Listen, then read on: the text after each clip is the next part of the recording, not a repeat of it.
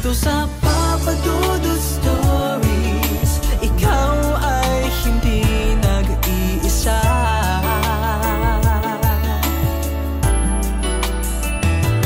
Dito sa Papa Dudut Stories, may nagmamahal sa'yo. Papa Dudut Stories, Papa Dudut Stories,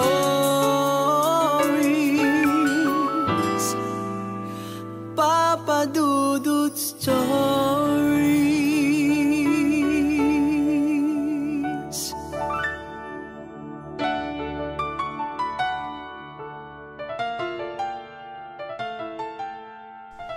Magandang araw sa inyo mga ka-YouTube, mga ka-stories. Ini-invite ko po kayong lahat na manood lamang dito sa official channel ng inyong Papa Dudut. At stay at home and keep safe habang tayo pong lahat ay naka-home quarantine. Asahan po ninyo na araw-araw po tayong mag-upload ng mga episodes dito sa Papa Dudut Stories. Huwag din kalimutang suportahan ang mga live video natin, yung ating mga video vlogs, mga personal vlogs na ginagawa natin. Meron tayong mga comedy, may mga challenges, at iba't ibang mga kulitan videos na siguradong ma-e-enjoy ninyo. Huwag din kalimutang pindutin ang notification bell at subscribe button. Ngayong araw sa Papa Dudut Stories.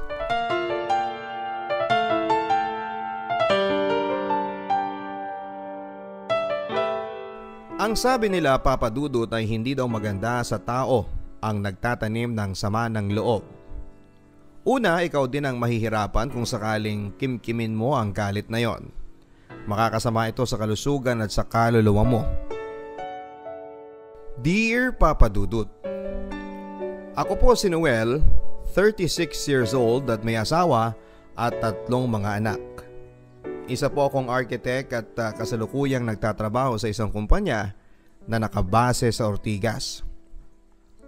Hindi naman po sa pagbubuhat ng bangko, Papa Dudut, pero masasabi kong dahil sa sipag at tiyaga. Kaya ako napagtagumpayan na makamit ang mga pangarap ko sa buhay. Kinailangan ko pang dumanas ng mga pighati bago ko narating ang tagumpay na kinaroroonan ko. May kalakihan po ang sahod na natatanggap ko. At dahil dito ay nagawa ko pong magpatayo ng pangarap kong bahay at magkaroon ng maginhawang lifestyle. Hindi lang para sa akin kundi para sa pamilya ko. Nabibili ko na mga dati-rati ay pangarap ko lamang na magkaroon. Tulad ng kotse, magarang bahay, mga properties, negosyo, at nagagawa ko na rin pong ipasyal ang nanay ko at ang pamilya ko sa kahit saang bansa na naisin nilang puntahan. Napag-aral ko din ang mga anak ko sa exclusive school sa tulong at suporta at pagmamahal na rin ng aking asawa.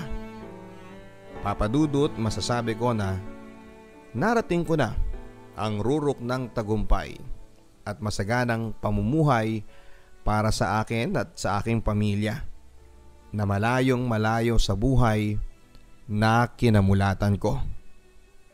Ayon sa kwento ng ilang mga kamag-anak, ay produkto kami ng mga kapatid ko ng pagkakamali ni tatay sa pagpatol niya kay nanay. Nabuntis ni tatay si nanay kahit na wala naman silang relasyon. Best friend daw kasi ni nanay ang totoong girlfriend ni tatay. Basta isang gabi may nangyari sa kanila at dahil sa skandalong yon ay pinilit daw na ipakasal ng mga magulang ni nanay si tatay. Bagay na alam ng lahat na labis na kinasama ng kalooban ni tatay. At dahil dito ay naging malinaw sa aming lahat na walang pagmamahal si tatay kay nanay. Yon ang laging sinasabi ni tatay sa amin sa tuwing nakakainom siya. Kasalanan ng nanay ninyo kung bakit ako nagkakaganito. Kung hindi niya sana ako pinikot, edi sana masaya ako sa buhay ko ngayon. Pasuray-suray na sabi pa ni tatay noon. Sa tuwing nagwawala si tatay ay tahimik lamang si nanay. Wala ni isang salita ang lumalabas sa kanyang bibig. Siguro kasi nakukonsensya siya sa pagpikot niya kay tatay. Noong araw, noong nagsasama pa ang mga magulang namin, mas madalas pang lasing si tatay na umuuwi galing sa trabaho kesa sa hindi. Ano bang pakialam mo kung lasing ako? Sa gusto kong makalimot Nasisinok na sabi pa ni tatay. Hindi mo na kailangang makalimot. Asawa mo na ako at may pananagutan ka na bilang ama ng mga anak natin. Naiiyak na sabi pa ni nanay. Ganon ang madalas na pangyayari sa bahay namin. Sa tuwing uuwi si tatay ay lasing na lasing. Pag hindi naman siya lasing, wala siyang kinakausap ni isa sa amin. Hindi tuloy namin mahulaan kung ano ang nasa isip ni tatay. Pero kahit na lasing, nagwawala at nagsisisigaw ay hindi naman niya sinasaktan si nanay o kahit na sino sa aming mga anak niya. Pero noong malaki na ako, naisip ko na sa dami ng sigaw, pangiinsulto at kawalan ng pagpapakita ng pagmamahal sa amin, ay parang sinasaktan na rin niya kami. Para na niya kaming sinasaktan, hindi sa pisikal na katawan kundi sa puso namin.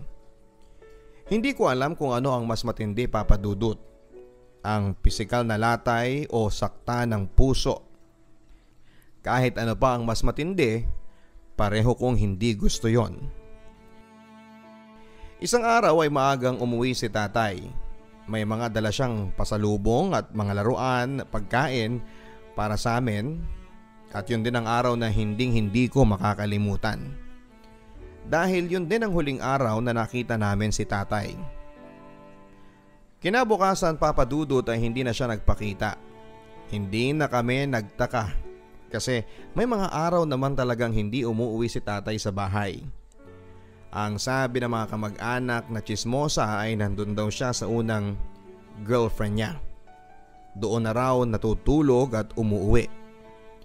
Tuluyan na ngang sumama si tatay sa babae niya at iniwan na kami ni nanay. Ang sabi pa ng mga kamag-anak namin ay nahulaan na rin nila na mangyayari yon. Kasi kahit noong pagkatapos silang ikasal ni nanay ay dumiretso si tatay sa bahay ng babae niya. Yung una niyang naging karelasyon. Hindi lang niya maiwan si nanay noon kasi natatakot siya sa lolo ko. Pero lumakas ang loob niyang iwan kami nang nagkasakit na si lolo, dahilan para mabaldado na ito. Naisip niya siguro na wala nang lakas si lolo para habulin siya at ipilit ang anak niya sa kanya. Noong una, naging regular ang pagpapadala ng sustento ni tatay sa aming magkakapatid hanggang sa dumalang na ng dumalang. Hanggang sa hindi na niya kami pinapadalhan ng pera. Yun ay kahit pa ilang kanto lamang ang layo ng bahay ng babae niya sa bahay namin. Hindi pa rin niya kami binibisita o kaya ay binibigyan ng pera. Mas gusto ko na rin yon dahil sa tuwing wala siya, tahimik ang mga gabi namin sa bahay. Wala nang nagwawalang lasing, wala nang sumisigaw kay nanay. Pero dahil si nanay na lamang, Papa Dudut, ang nagtatrabaho para sa amin, naranasan naming magkakapatid ang maghirap ng husto. May mga araw na sumasala kami sa pagkain at pumapasok kami sa eskwela na luma ang mga gamit namin. Nagpasya si kuya na tulungan si nanay sa paghahanap buhay. Teenager lamang siya noon. Mga 15 anyos noong naging barker siya ng mga jeep malapit sa amin. At dahil nga sa patpatin si kuya at mahina ang katawan ay yun ang naging dahilan, Papa Dudut, para mawalan siya ng balanse habang nakasabit sa likurang bahagi ng jeep. Nabagok ang ulo ni kuya sa pagtama nito sa espalto. Pagdating niya nanay sa ospital ay nakabalot na ng puting tela ang katawan ni kuya. Nag-iiyakan na mga kasamahan ni kuya sa labas ng ospital. Ang sabi nila ay hindi raw umiiyak si nanay noong lumapit sa bangkay ni kuya. Pero makikita mo raw ang sakit na nararamdaman niya sa kilos at mukha nito.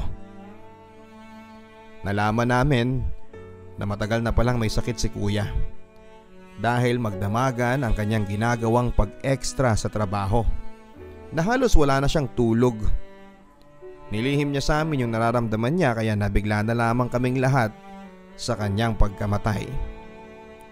Hindi ko alam Papa Dudut kung bakit parang naisumpa ni tatay ang pamilya namin. Lagi ko kasing napapakinggan ang sinasabi niya na hindi niya kami mga anak at mamatay na raw kaming lahat. Sa burol ni kuya, ni anino ni tatay ay hindi namin nakita. Hindi ko alam kung hindi niya alam o talagang sinadya lamang niya na hindi kami puntahan.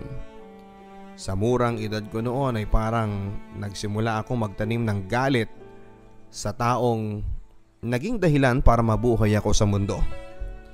Hindi lang galit kundi pagkamuhi ang nararamdaman ko para sa kanya. Nalaman namin na nagbakasyon pala si tatay kasama ng babae niya habang nakaburol si kuya. Nang mga panahon na yon Papa Dudut ay gusto ko nang sisihin si nanay kung bakit ba niya pinilit na magpakasal sa kanya ang taong hindi naman siya kayang mahalin. Bakit hindi lang siya naghanap ng taong totoong magmamahal sa kanya para hindi kami nagbabayad ng mga kasalanan nila sa isa't isa. Sa galit ko ay sinugod ko ang bahay ni tatay at ng kabit niya. Halos masira ang gate ng bahay nila ng kabit nila Papa Dudut sa ginawa kong pagwawala. Magmula noon ay sumumpa na ako sa sarili ko na hindi na muli ako magpapakita sa taong yon. Sumumpa ako na kahit nagumapang na kami sa hirap ay hindi ako lalapit sa kanya. Dahil sa matinding galit na nasa puso ko, naging determinado ako Papa Dudut na makapagtapos ako ng pag-aaral. Nag-working student ako para hindi maging pabigat kay nanay at sa kapatid ko. Dahil sa galit, pinamukha ko sa taong yon na hindi namin siya kailangan at gagawin ko ang lahat para mabago ang buhay namin. Nakapagtapos po ako ng architecture na may honor, kaya madali akong natanggap sa isang magandang kumpanya. Mataas ang aking sweldo kaya ilang buwan lang ay pinatigil ko na sa pagtatrabaho si nanay. Ilang taon din akong nagtrabaho para maitaguyod ang pag-aaral ng kapatid kong si Mayang. Pagkatapos ng mga naging bagyo sa buhay namin ay unti-unting gumanda na ang buhay namin. Lumipat kami sa isang mas magandang tirahan, malayong malayo sa taong kinamumuhian ko. Nang makagraduate ng college ang kapatid ko ay nagpaalam ako kay nanay na mag-aasawa na ako. Anak, ngayong mag-aasawa ka na, hindi ba mas maganda kung kausapin mo na rin ang tatay mo para makahingi ka ng basbas sa kanya? Seryosong pakiusap sa akin ni nanay. Para sa ano pa, Nay? Hindi naman siya naging mabuting ama sa amin ng mga kapatid ko. Ang tanging panahon lang, Nay, na mapapatawad ko siya ay kapag patay na siya. Yon ang mga binitawan kong salita kay nanay na hanggang sa ngayon ay totoo pa rin sa akin. Papa Dudut at mga ka-stories, hindi ko po magawang mapatawad ang taong yon. Hindi ko po kaya. Netong mga nakaraang buwan ay may nakapagsabi sa aming may sakit daw ang taong yon at iniwanan na ng babae niya. Hindi sila nagkaanak kaya mag-isa lamang siya sa buhay. Nalaman ko sa ilang kamag-anak na nagpapatulong daw si tatay sa mga kapatid ng nanay ko na kausapin ako. Kausapin para ano, Papa Dudut? Para humingi ng tawad at manghingi ng pera? O kaya ay utuin ng nanay ko para alagaan siya? Hindi po mangyayari yon, Papa Dudut, hanggat nabubuhay ako. Mga ka-stories, dapat ko bang kalimutan ang galit na matagal nang nakatago sa loob ng puso ko? Hindi ko po alam ang sagot. At kung sakali man, paano ko po gagawin yon? At kahit gustong kong patawarin ang taong yon ay hindi ko alam kung paano sisimulan dahil masyadong malalim ang naging sugat na iniwan niya sa pamilya namin at sa puso ko. Sana po ay matulungan ako ng mga tagapakinig ninyo, Papa Dudut. Maraming salamat po sa pagkakataong ibinigay mo sa akin para marinig ang kwento ng pamilya namin ni Nanay. Ang inyong ka-stories, Noel. Ang buhay ay mahiwaga, laging may lungkot at saya. Sa Papa Dudut Stories, laging may karamay ka.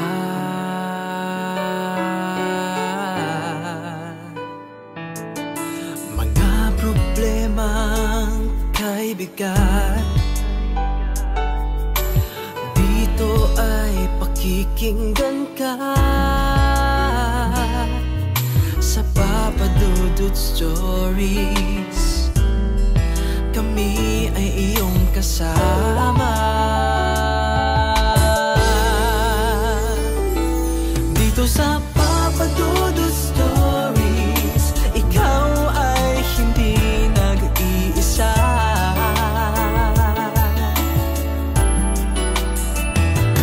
Dito sa Papa Dudut Stories, may nagmamahal sa'yo.